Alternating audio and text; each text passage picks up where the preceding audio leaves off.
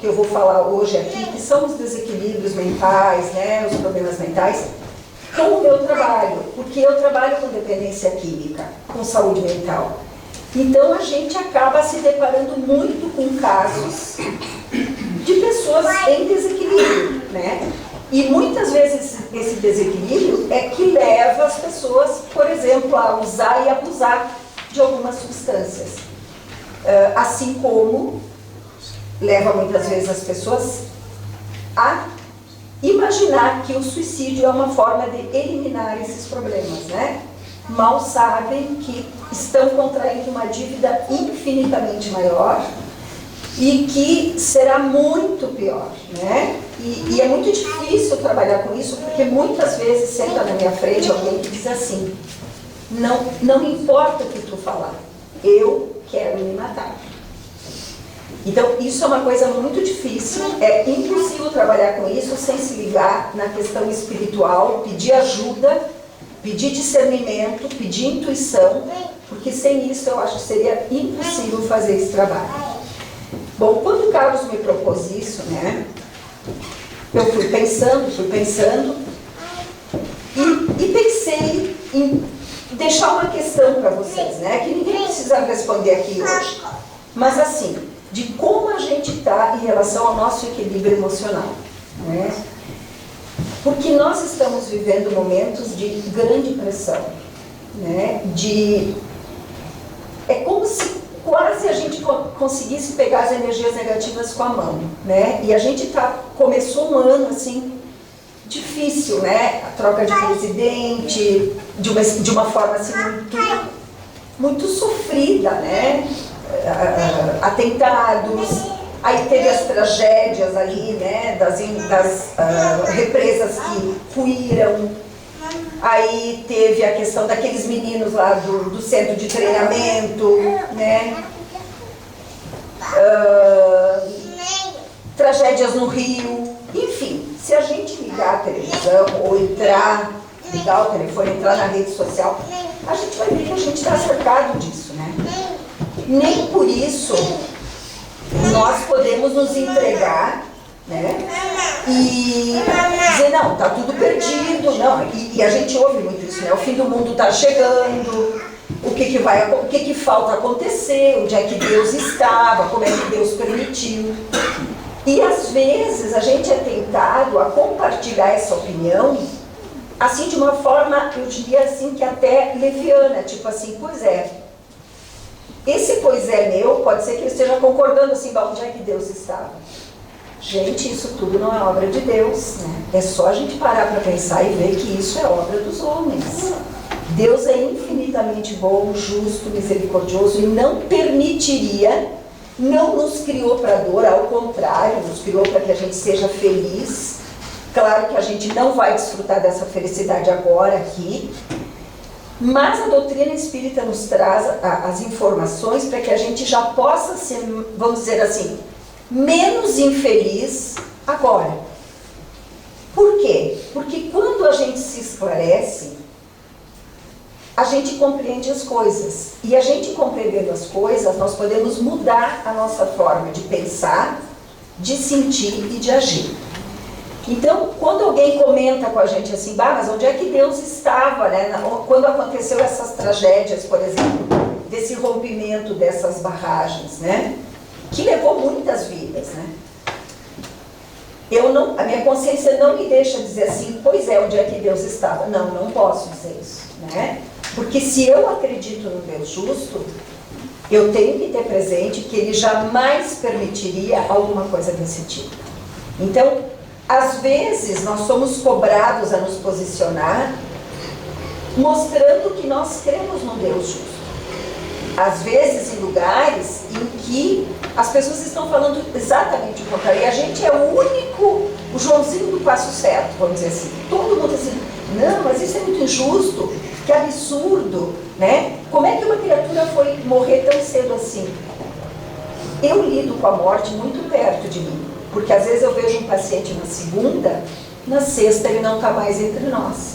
Ele ou foi assassinado, ou ele fez uma overdose, ou ele tirou a sua vida. Então, eu lido com a morte muito próximo. Isso é para dizer assim que o que nós fazemos, nós fatalmente vamos colher. O que eu quero dizer com isso? Que eu atendo muitas pessoas que têm desequilíbrios mentais que levam a usar droga. Ou a droga faz com que ele se desequilibre mentalmente e acabam tendo vidas que aos nossos olhos parece inútil, né? Mas que a gente sabe que nada do que a gente faz é perdido. Se tem lá aquela passagem que diz que nem o cabelo cai da cabeça da gente sem que Deus saiba, imagina se eu me colocar em risco, usar ou abusar de uma substância correndo riscos. Imagine o grau da nossa responsabilidade. Então, eu acho que um grande auxiliar que a gente tem e que foi escrito lá em 1857 é o Livro dos Espíritos. Eu acho que vocês conhecem. É um livro de pergunta e resposta e fala sobre praticamente tudo. Imagina que aqui nessa época eles falavam sobre clonagem, né? Em 1857. Por que eu digo isso? Porque assim, não foi Kardec que inventou, que criou as coisas que estão aqui. Se vocês olharem, vocês vão dizer assim, ah, mas tem o nome dele aqui. Ele organizou esses conhecimentos. Ele fazia perguntas para os médiuns, que são pessoas que intermediam, que fazem o meio entre o plano material e o plano espiritual, e trazem, porque a gente precisa ainda disso, a gente não consegue falar com os espíritos sem que tenha um intermediário, que são os médiuns, né? Então ele lançou muitas perguntas para os médiuns. Entre essas mais de 1000 perguntas, ele perguntou também sobre a loucura, sobre os desequilíbrios, né? Que até eles chamavam, naquela época, né? Claro que as palavras hoje, a gente não chama, por exemplo, mais de mendigo, a gente diz, não, é um pedinte. É a mesma coisa, né? Mas as palavras, elas vão se modernizando, é normal, a língua é uma coisa muito ativa, muito dinâmica. Então, às vezes, por exemplo, assim, a gente não pode mais usar certas palavras porque elas comprometem, né? Tipo assim, da raça negra. Não pode dizer raça negra, tem que dizer. Então, assim, as palavras, elas vão mudando, né? Mas o que importa é o que elas querem dizer. Nesse capítulo 7 do Livro dos Espíritos, a gente está na pergunta 371, depois se vocês quiserem ler com mais calma, porque aqui a gente faz uma coisa mais enxuta. Ele vai falar sobre idiotia e loucura. Como é que a gente tem que entender a idiotia, né? Porque a gente ouve muito adolescente assim, mas aquela pessoa é um idiota. A gente conhece essa expressão, né? Eu ouço muitos filhos chamando as mães e os pais de idiota. E como normalmente os pais não dizem nada, né? E eu digo assim, olha, aqui não, né? Aqui dentro a gente não aceita esse tipo de linguagem. Acho que é uma questão da tua mãe ver se ela aceita ou não, né? Aqui a gente não aceita. Então, nós conhecemos a idiotia como se fosse assim, aquela pessoa é uma idiota, quer dizer, ela não sabe de nada, ela está por fora. Que é como normalmente a gente escuta as pessoas usando essa palavra. Naquela época, idiotia queria dizer assim, uma pessoa que tinha um grande atraso intelectual, quer dizer, ela tinha uma deficiência de pensar, de raciocinar. De modo que eles consideravam que a pessoa tinha uma capacidade em torno dos 3 anos de idade, né? Então a gente sabe que tem portadores de deficiência que eles têm essa capacidade, eles não vão mais do que os 3, do que os 5 anos, eles não conseguem se alfabetizar, né? Porque eles têm essa deficiência, tá? Então é isso que diz aqui. Aí ele vai um pouquinho mais, diz que pode ser hereditária, quer dizer, uma doença mental pode ser hereditária, ela pode ser acelerada por uso de algumas substâncias, ela pode geneticamente ser transmitida sem que a gente possa fazer nada, né? Mas enfim, eu acho que a gente pode falar aqui daquilo que a gente pode evitar, porque eu acredito na doutrina no sentido de que ela nos esclareça e de que a gente coloque ela em prática no nosso dia a dia. Senão não adiantaria nada eu vir aqui falar. Então, se a gente pode colocar em prática isso, vocês vão se questionar assim, tá, então a gente está vendo muita gente desequilibrada? Sim, a gente está vendo muita gente desequilibrada. necessariamente não quer dizer que essa pessoa usa droga, mas que ela não está conseguindo ter o equilíbrio suficiente, né, para poder vivenciar, trabalhar, né, e até a gente conhece pessoas que estão trabalhando normalmente, não quer dizer que elas sejam equilibradas, porque elas têm posturas às vezes muito radicais, assim, né? Comentários como quando a gente diz assim, né? Por exemplo, essa semana, vou usar coisas assim, não vou falar de mim, vou falar do local onde eu trabalho. Eu começo a trabalhar às 7h30 da manhã, que é horário de posto de saúde, e a nossa secretária chega às 8h. É um exemplo de como começam os desequilíbrios. E aí, das 7h30 às 8h, a gente dá um suporte ali, se a gente não tem paciente para atender. Atende o telefone, atende as pessoas no balcão. E já eram 8h03, aí as pessoas perguntavam alguma coisa, eu disse, olha, isso tem que esperar a secretária, eu não posso te ajudar, eu não sei te ajudar, mas tu aguarda, ela já está chegando. Eram 8h03 e as pessoas já estavam se desequilibrando. Mas como? Como é que pode? São 8h03. E a pobrezinha, quando apontou lá embaixo, no 5º degrau, eram 8h04. Gente, só faltou ela levar uma vaia. Até que, enfim, pensei que não vinha mais. Gente, 8h04. Eu tenho que bater ponto. 7h30 eu tenho que bater ponto. Esse tipo de funcionário é terceirizado, então, se ele chega 5 minutos depois, ele pode ficar 5 minutos depois. Então, assim, aquele cenário da sala de espera me deu uma ideia, assim, de quanto as pessoas estão impacientes, intolerantes, raivosas, uma palavra horrível. Eu fiquei até com medo, eu disse, Jesus me proteja, que energia está vibrando aqui. E aí, depois de todos esses elogios que as pessoas fizeram, ela foi atendendo um por um, mas aquilo me intrigou, sabe? Eu disse, meu Deus do céu, né? Quantos pacientes, você deve ver no jornal, faltam as consultas? Tipo assim, um dia, 7 pacientes faltaram a consulta. Com a nossa secretária, que chegou às 8h04, ligando um dia antes e avisando todo mundo. E simplesmente as pessoas não aparecem. Então, esse é o começo do desequilíbrio. Quando eu me enraiveço, quando eu não tenho paciência, quando eu sou intolerante, eu nem vou falar quando eu deixo de ser generoso e caridoso. Porque, tipo assim, também a gente escuta, né? Como que eu vou ajudar essa pessoa? Eu já pago os meus impostos. Como é fácil a gente se justificar, né? Não, eu não vou dar pão para essa pessoa que está pedindo pão, porque ela vai botar no primeiro lixo. Se ela botar no primeiro lixo, é um problema dela. Eu fiz a minha parte. Eu dei este pão e na minha intenção simplória de que amenizasse a fome dela. Se ela vai pôr no lixo, eu não vou prestar contas disso.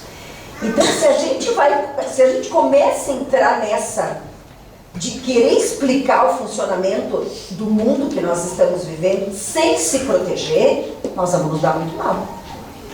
Porque daí Deus é injusto, onde é que estava Jesus? Como Jesus é nosso irmão, mas que tipo de irmão? Eu estou falando frases que eu escuto. Então, gente, nós temos que nos cuidar a todo momento. Uma vez eu tinha uma ideia de que orar e vigiar era uma coisa que a gente fazia uma vez por dia. Eu confesso, Carlos, quando a gente estudava lá na Galeria Milani, eu achava assim, orar e vigiar. É uma coisa que eu faço uma vez por dia. Gente, eu vejo que eu não dou conta do orar e vigiar.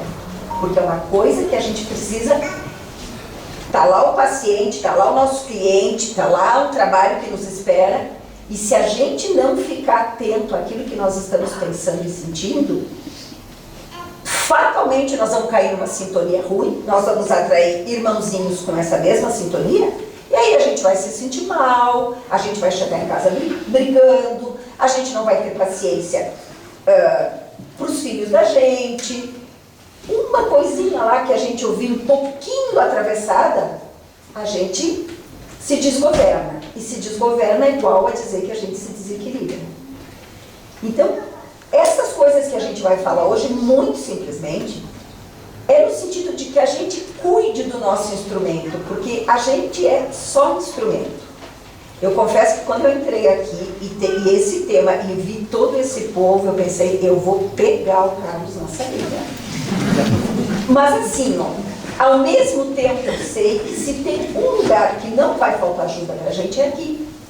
Porque a gente vem de boa vontade, a gente não quer convencer ninguém de nada, mas a gente quer partilhar algo que nos faz bem, que é o equilíbrio, a serenidade, a confiança que a doutrina espírita nos traz, quando a gente deixa ela entrar dentro da gente. Não só na mente, porque uma coisa é entender, outra coisa é sentir. Eu, quando vejo um paciente na minha frente destruído pelo crack, eu entendo. Racionalmente eu entendo como é que ele chegou até ali. Mas eu confesso para vocês que eu senti é outro departamento. Me colocar no lugar da mãe que está ali acabada de dor é outro departamento. Mas eu acho que o primeiro passo é entender. Quando eu entendo, esse é, como a gente diz aqui, né? Eu sou professora de italiano. Esse é um pouco a boia.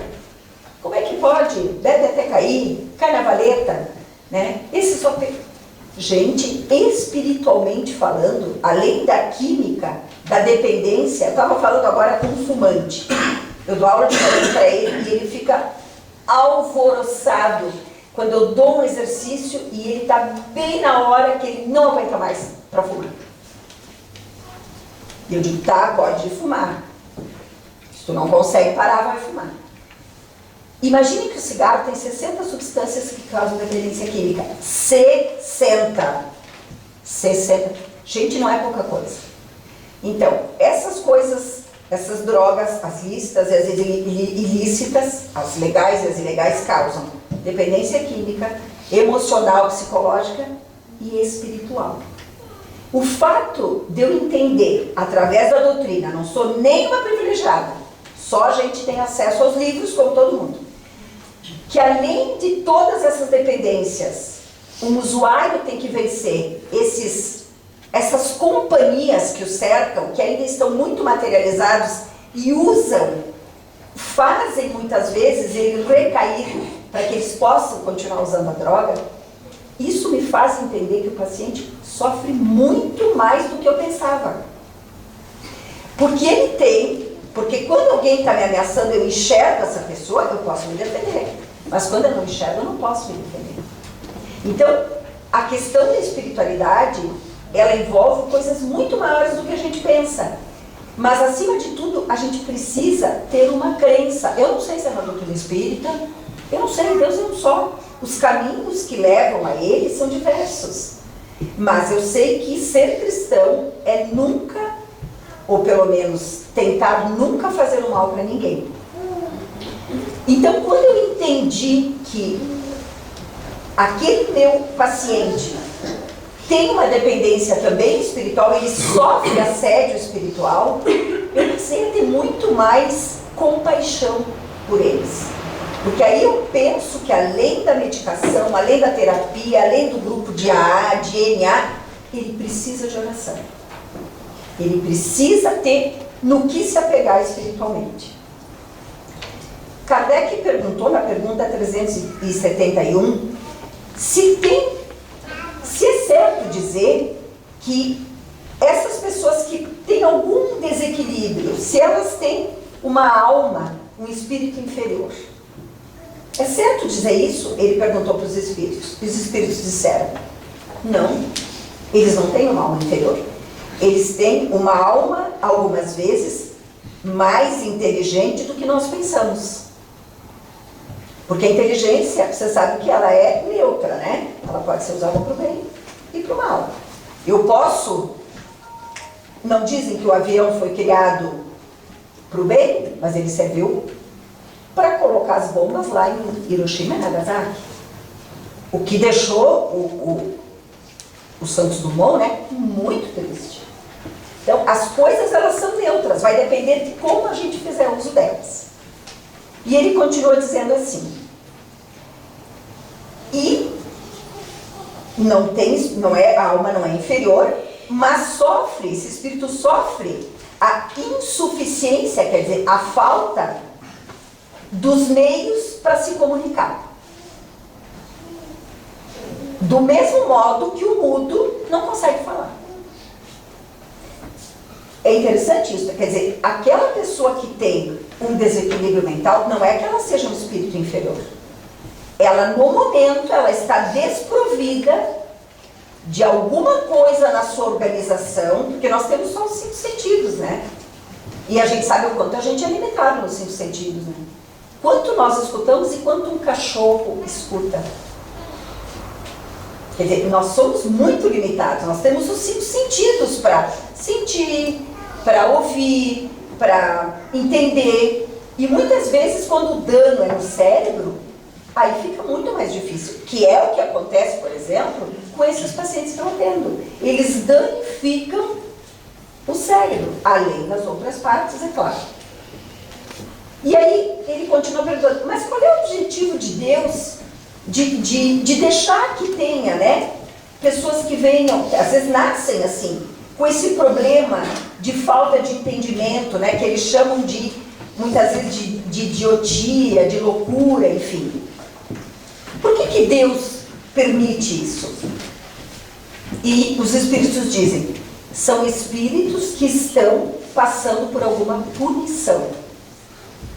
Então, então Deus castiga. Não, Deus não castiga. Deus dá a oportunidade da gente vir e resgatar aquilo que a gente fez de errado ou que a gente não fez. Então, são espíritos, irmãos nossos, que estão passando por alguma punição. Habitando corpos com problemas. Às vezes deficiência física, às vezes visual, às vezes auditiva, enfim, às vezes mental.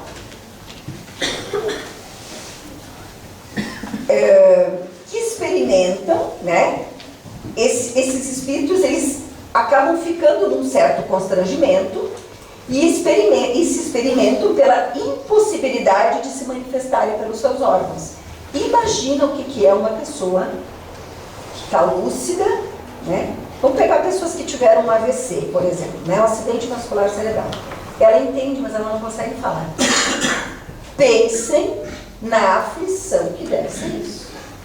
Eu quero falar e não consigo, porque o meu aparelho está com problema e não transmite.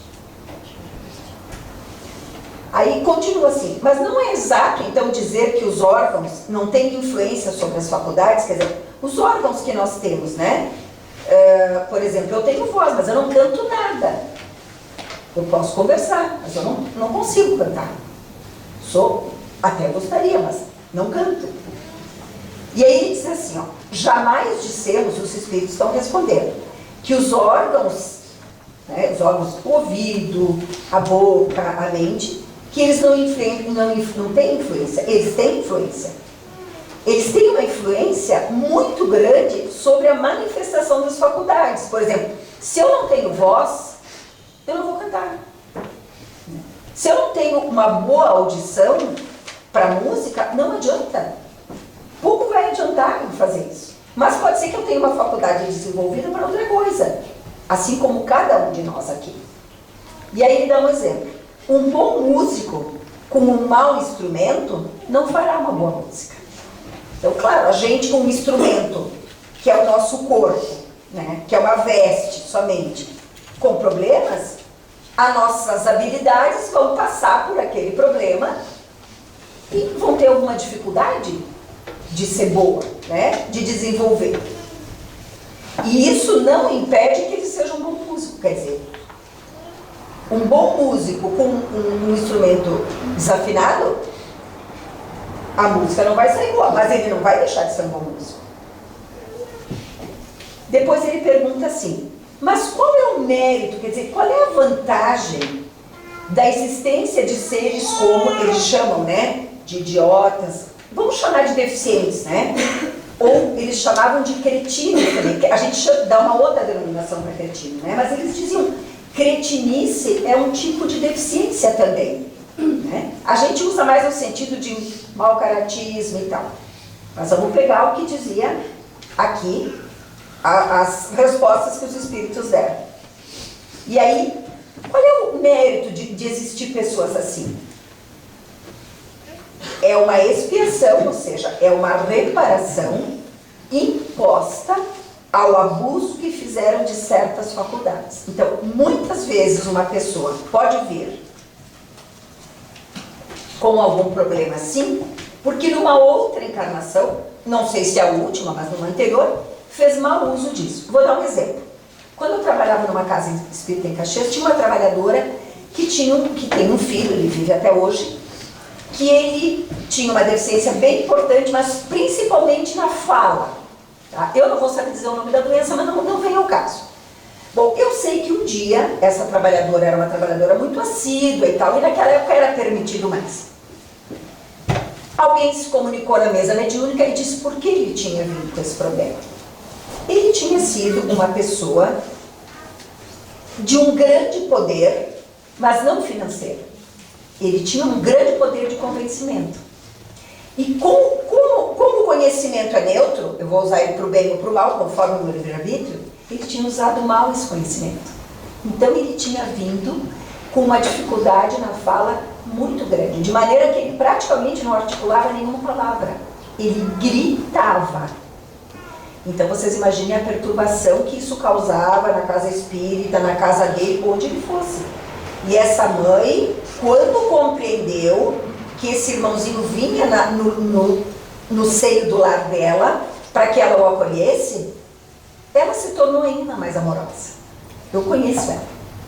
Eu conheço o menino. Faz muito tempo que eu não vejo. Mas, então, assim, não tem efeito sem causa. Ele veio com essa dificuldade para um resgate. E ele tem consciência disso? Em alguns momentos tem. Principalmente na hora da semi-libertação do sono. Eles têm a consciência, porque a gente tem uma visão muito mais ampliada quando a gente se desprende, fica semi-liberto. E a gente pode compreender o quanto a gente está evoluindo, se a gente está indo no caminho certo. Mas, né, em seguida, a gente retoma aquele aparelho com problemas, com deficiências e segue na tarefa. Então, não tem nada que é por acaso. Mais adiante, então, ele pergunta assim: que mérito tem isso, né? Que mérito uma encarnação assim?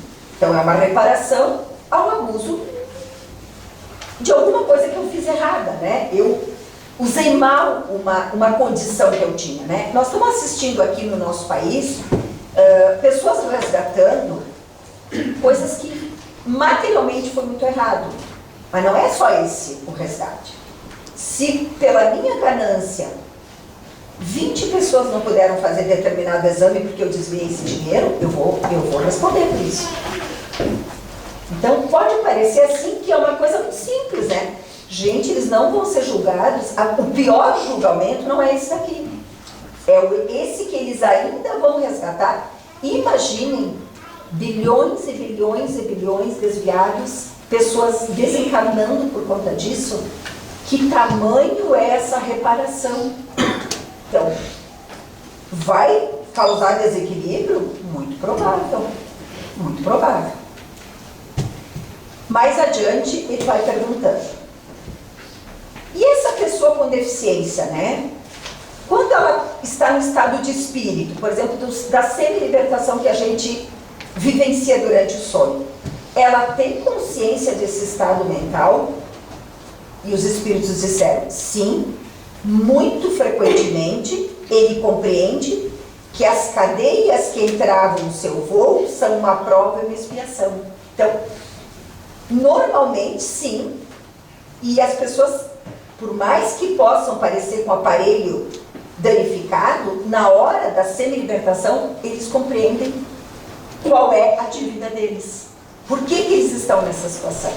Então, pensem como isso é sofrido, mas por outro lado é uma oportunidade de poder reparar. Mais adiante ele diz assim: o espírito no estado da liberdade, ele recebe diretamente as suas impressões e exerce diretamente sua ação sobre a matéria. Quer dizer, a gente aqui, né, de posse do livre-arbítrio, a gente faz escolhas. Algumas boas, outras não tão boas, e nós vamos responder por isso. Mais adiante ele diz assim, que uma parte ou conjunto desses órgãos seja alterada, sua ação ou suas impressões vão ficar interrompidas. Quer dizer, se eu tenho dificuldade de compreender certas coisas, tem crianças que não se alfabetizam, porque elas têm uma deficiência mental importante. Então, elas não se alfabetizam. Isso é uma tarefa tanto para os pais como para o espírito reencarnante. Porque todas as pessoas que tiverem algum tipo de envolvimento, elas têm alguma coisa a ver com esse núcleo familiar. Não tendo mais a seu serviço senão órgãos incompletos ou desnaturados, deve-lhes resultar uma perturbação da qual por si mesmo tem perfeita consciência, mas não consegue deter esse curso. Quer dizer, mesmo que ele tenha consciência, se é uma reparação, ele não tem como deter isso, porque para esta vida ele terá esta tarefa. E aí ele continua perguntando, é então sempre o corpo e não o espírito que está desorganizado, desculpa? É sempre o corpo, não é o espírito que está desorganizado, porque assim, se eu atendo lá um paciente que está fazendo uso de uma determinada droga, que faça desenvolver uma psicose. Psicose é uma doença que deixa a pessoa fora da realidade. Pode ser que ela passe por aquilo por um período, mas pode ser que isso seja irreversível nessa vida. E aí, né, a gente está vendo todo dia, assim, pessoas que cometem loucuras, tiram a vida de outros e depois dizem, olha, não lembro o que eu fiz. A gente está vendo aí, né, filhos que matam pais, pais que matam filhos, tudo isso eu não preciso ficar repetindo aqui. Isso é fruto de uma desorganização, de um desequilíbrio mental. Pode ser que isso tenha começado por uso de alguma substância, ou hereditariamente a pessoa pode ter dado isso. O que eu quero dizer é que nós somos responsáveis por tentar manter o nosso equilíbrio físico, porque com o físico a gente normalmente se preocupa. O que isso quer dizer? Que a gente precisa ter disciplina para as coisas. Por exemplo, se eu venho no grupo de estudos aqui na Casa Espírita, aqui na Libertação, eu vou precisar ter disciplina. Ah, mas é um grupo de estudos, não tem compromisso, eu vou quando eu quero. Não é assim. Porque para tudo na vida a gente precisa ter disciplina.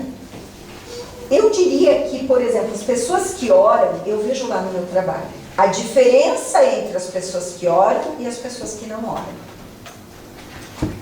Tem pessoas que fazem exageros. Hoje eu atendi uma senhora que disse assim, não precisa medicação e internação só por Deus. Não, Deus vai ajudar porque colocou a medicação e o médico a serviço para a gente poder atender as pessoas, senão não precisaria, né? Então a gente primeiro tem que usar os instrumentos daqui, as coisas que nós temos aqui para nos ajudar, junto com a nossa crença, junto com a nossa fé. Porque muitas vezes, também aí no meu trabalho, eu vejo que a arrogância, né? Não, olha, tu precisa, tu tá 10 meses que tu tá morando na rua, a gente vai te internar. Não, hoje eu não quero. Como hoje eu não quero? Tu tá precisando, tu tá emagrecido, tu tens tuberculose, sífilis, soro positivo, tu precisa internar. Não, hoje eu não quero. Então a gente vê como isso é do espírito, né? Não, é do jeito que eu quero, senão não vai ser. Não adianta me oferecer medicação, eu não vou tomar. Bom, nós estamos aqui para ajudar. Aquilo que a gente tem para te oferecer é isso. Então a gente vê que junto com isso, esse espírito que é mais arrogante, muito mais dificilmente a gente vai conseguir ajudar. Já aquela outra pessoa que veio, olha, eu estou aqui, cheguei no fundo do poço, passei por várias coisas, morei na rua, já vendi, já fiquei sem roupa por ter vendido tudo, mas eu estou precisando de ajuda. Ele chega humildemente pedindo isso. Então, faz toda a diferença a questão da espiritualidade no maior ou menor desequilíbrio. E ele continua dizendo, perguntou, né, se o corpo e não o espírito, o que está desorganizado? É o corpo ou é o espírito?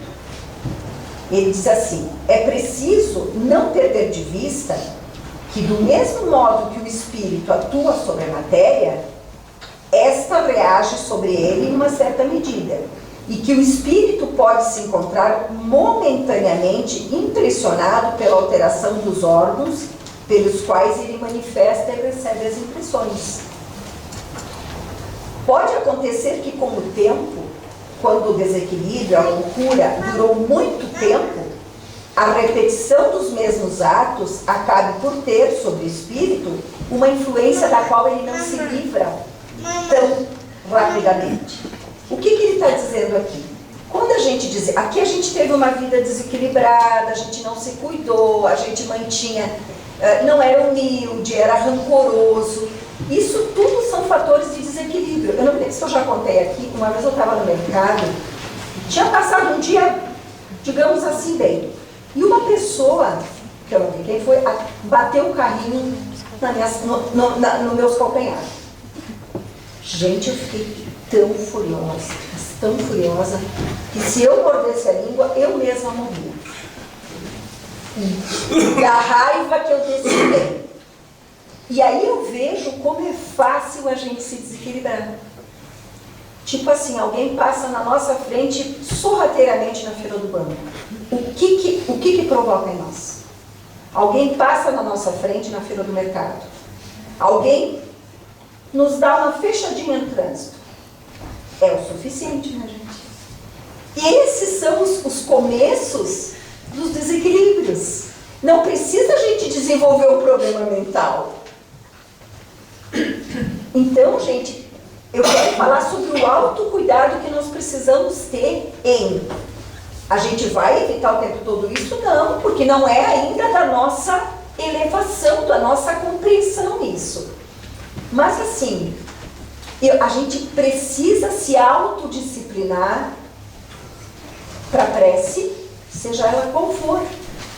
Ah, mas pode ser o Pai Nosso, pode ser a Ave Maria? Pode. Pode ser oração de Caritas? Pode ser uma mensagem de Chico Xavier? Pode, desde que isso te conecte com a espiritualidade. Quantos de nós, antes de sair, depois de pentear o cabelo, passar o batom, tomar banho, fazer a barba, pede proteção para o trabalho? Para que a gente seja intuído, para que a gente seja envolvido em boas vibrações, em proteção. Porque onde nós estivermos, nós estamos interagindo com o material e o espiritual. Quantos de nós lembram disso? Ao sair do trabalho, quantos de nós lembram de agradecer por tudo ter transcorrido bem? Ah, mas eu atendi uma chata. Ah, mas aquela pessoa que eu... Isso não é com a gente. Se a gente fez aquilo que nos competia, é sobre isso que nós vamos prestar contas. Se o outro foi grosseiro, se ele foi impaciente, se ele xingou a moça que chegou 4 minutos depois, isso é com ele. Então, nós temos que ter esse autocuidado, essa autodisciplina, o hábito da prece, tudo são preventivos para os desequilíbrios que podem nos afetar.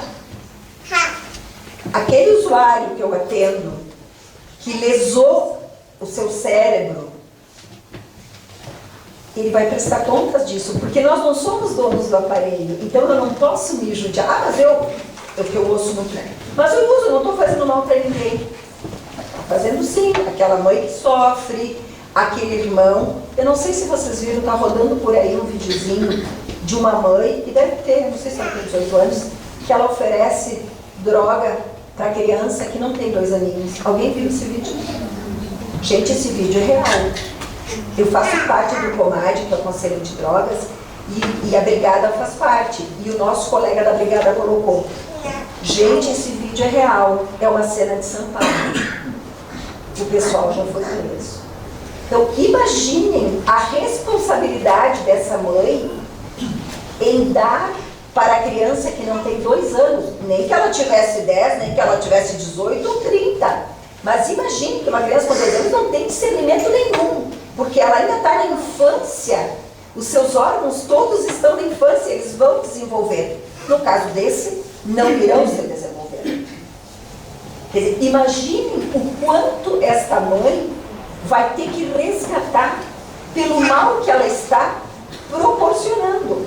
E eu não diria, eu nem pegaria esse vídeo, eu diria assim, a mãe e o pai, e seja lá quem for, que permita, que não se posicione, que se omita. Por isso que a gente diz, né, que a maior tarefa que a gente tem, provavelmente aqui, são os filhos que a gente recebe. Porque a gente tem o dever de encaminhá-los no bom caminho, porque eles estão vindo cada vez mais inteligentes, mas eles vão precisar de pais muito firmes, e não desequilibrados, que grita mais do que o filho, que diz para o filho não beber, mas toda hora, todo dia que chega em casa, precisa tomar um aperitivo para se acalmar. A palavra é importante, gente, mas o exemplo, né? A gente diz assim, mas não pode andar sem chinelo. E eles olham para a gente assim, mas tu tá sem chinelo? Criança esperta, criança vê. E essas crianças que estão vindo, essa leva de crianças que está vindo, é extremamente inteligente, porque eles vêm para grandes missões. Mas eles precisarão ter pais, professores, educadores muito firmes, senão eles vão usar essa inteligência não também. Outra pergunta. Por que motivo a loucura leva algumas vezes ao suicídio? Vocês sabem que o suicídio é uma grande causa de mortes, né? Que não é divulgado porque pode fazer um efeito cascata, que é estimular uma outra pessoa que está pensando em tomar atitude. Por exemplo, acidentes frontais, uma grande parte deles é suicídio. Não contabiliza como suicídio, né? Como acidente de trânsito. Então, o desequilíbrio, ele eleva muitíssimo o número de suicídios. Porque a pessoa, ela está tão desesperada, ela não se sente filho de Deus, ela não consegue pedir ajuda, porque às vezes é muito arrogante, não é humilde, e aí ela acaba assim, bom, eu vou terminar com esse negócio. E contrai uma dívida muito maior. Então, as causas de suicídio, os suicídios não são divulgados por isso.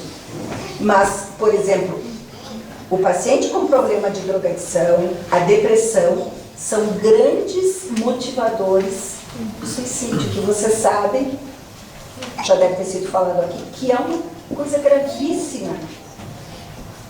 Não só para a doutrina espírita, para todas as crenças. Porque se nós temos um compromisso aqui de 70 anos e nós partimos com 40, nós estamos devendo quanto? Porque a gente não leva nenhum aparelho, nem o corpo, imagina o restante. Só que nós a nossa bagagem é o que a gente fez, o que a gente pensou e o que a gente sentiu. Então, os espíritos responderam. Se é uma causa, né? De suicídio, se a loucura pode levar, claro que pode, né? E aí diz assim, o espírito sofre com o constrangimento que experimenta e com a impossibilidade em que ele está de se manifestar livremente. Por isso ele busca na morte um meio de romper esses laços. Então, muitas vezes essas pessoas com desequilíbrio, elas acabam buscando essa alternativa na ideia de que isso vai terminar. Qual não é a surpresa quando eles se dão conta que estão lá do outro lado e está tudo igual. A dor é grande, a confusão é grande e o desequilíbrio continua. Então, sim, a loucura, o desequilíbrio, os momentos de raiva, quanto a gente escuta quando as pessoas que tiraram a vida de outras pessoas, eu não sei, mas eu acho que eu não estava sozinho. E não estava mesmo, porque quando ele baixou aquela vibração, ele vibrou na sintonia onde tinha espíritos com aquela mesma ideação. Terminando. Outra pergunta que Kardec fez para os espíritos. O espírito dessa pessoa desequilibrada, depois da morte, depois que ele se dá conta, né, ele desencarnou, o que acontece? Como ele fica? Ele pode ficar algum tempo depois da morte, até que ele esteja completamente desligado da matéria. Porque você sabe que conforme o nosso apego à matéria, a gente vai demorar mais ou menos para se desligar. Por que um usuário de droga, seja qual for ela, tem em média 6 companhias? Em média 6 companhias. Porque esses irmãozinhos ainda estão tão materializados, eles ainda têm o vício presente. E eles têm a necessidade de estar próximo de alguém que usa para usufruir junto. Tanto que o paciente diz assim, eu saí de casa e eu disse, eu não vou passar naquele lugar. E quando ele se dá conta, ele está lá. Quer dizer, é a dependência química, é a dependência emocional, é a dependência psicológica e a dependência espiritual.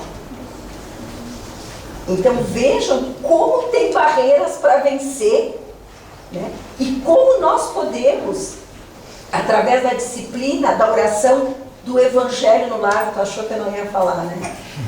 O culto do Evangelho no lar, gente, é uma medicação que vem na casa da gente e que nos organiza, que ajuda a gente nas aflições, nas decisões, naquelas encruzilhadas da vida que a gente precisa tomar uma atitude e não sabe o que fazer.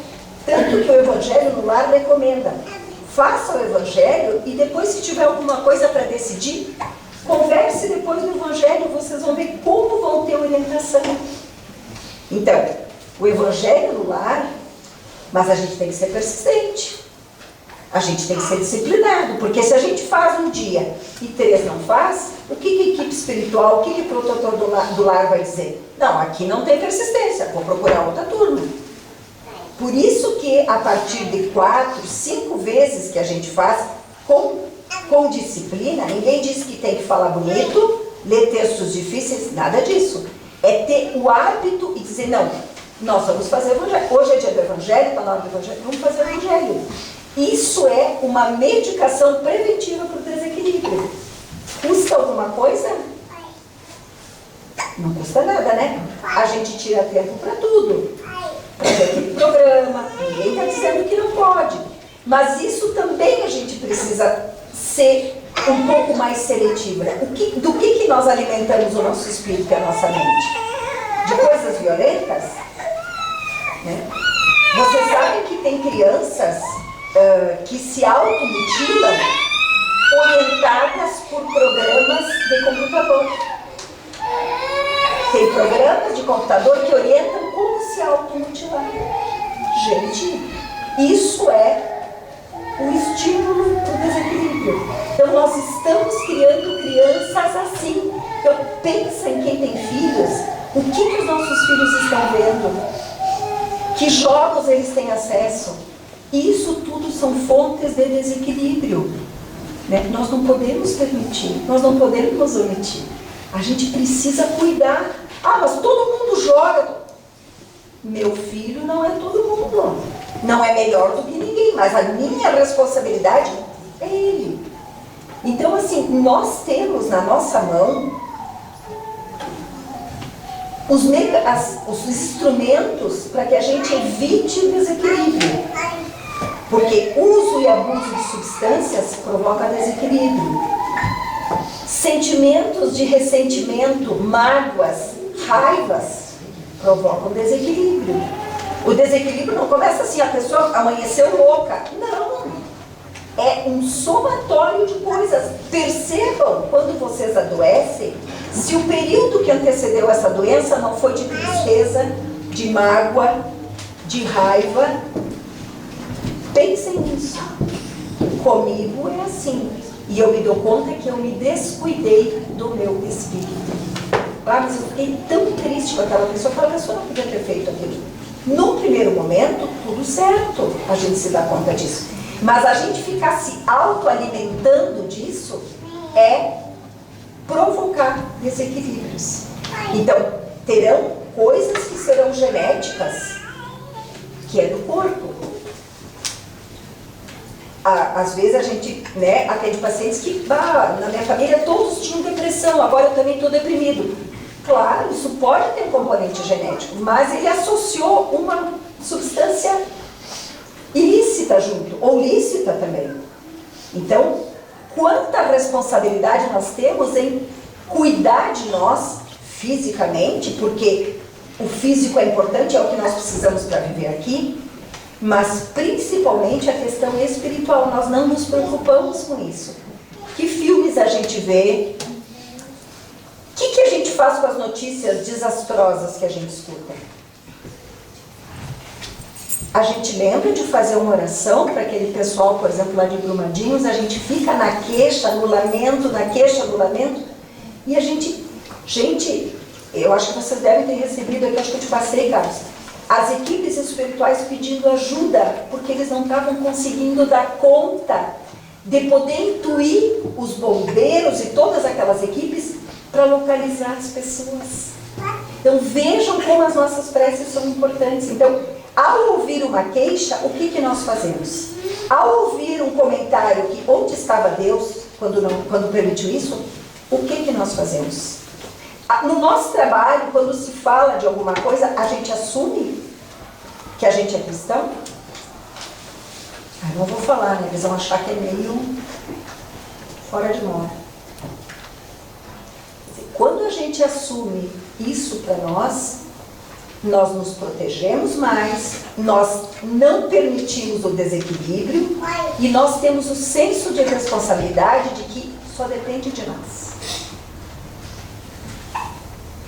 Por que, aqui para terminar, a última pergunta, 378. Por que a alteração do cérebro pode reagir sobre o espírito depois da morte? Então vejam que o que a gente tem aqui, se a gente se desequilibra, a gente leva junto também os nossos desequilíbrios.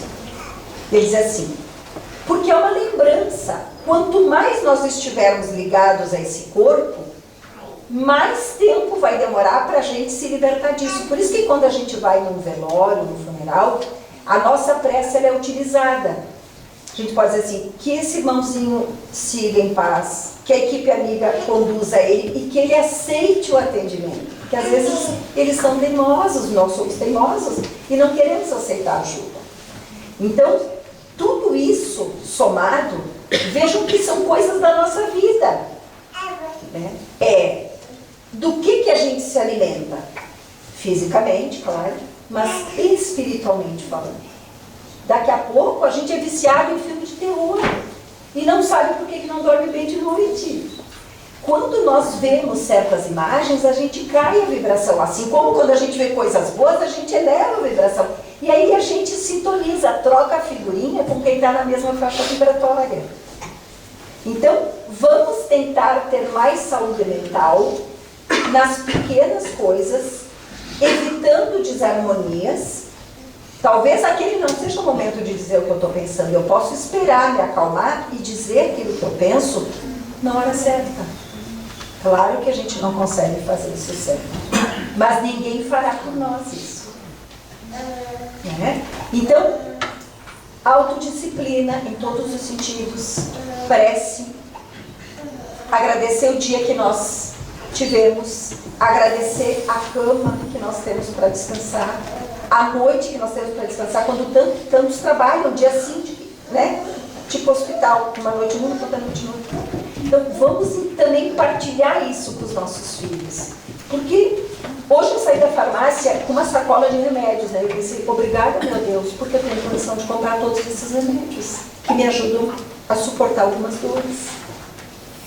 Isso é uma coisa que não passa pela cabeça, muitas vezes, dos nossos filhos.